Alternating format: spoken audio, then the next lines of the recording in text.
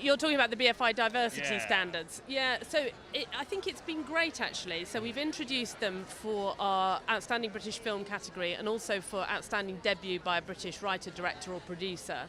And what it's meant is that not only do producers need to think about what they're putting on screen in terms of portrayal and subject matter, they also crucially need to think about how they're crewing their films and what kind of training opportunities they're offering, because they won't pass the diversity standards if they, frankly, have got an all-white male heterosexual crew.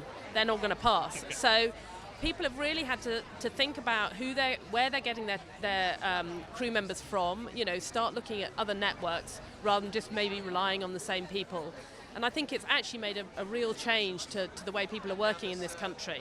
I would love to think that those standards could be extended out into other categories, for international filmmakers as well.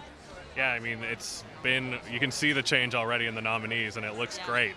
Speaking of international films, this is also a year where you see a lot of international films in BAFTA. Roma has a lot of nominations, Cold War has a nomination. How do you feel? Is it just a good year for film? What made that result?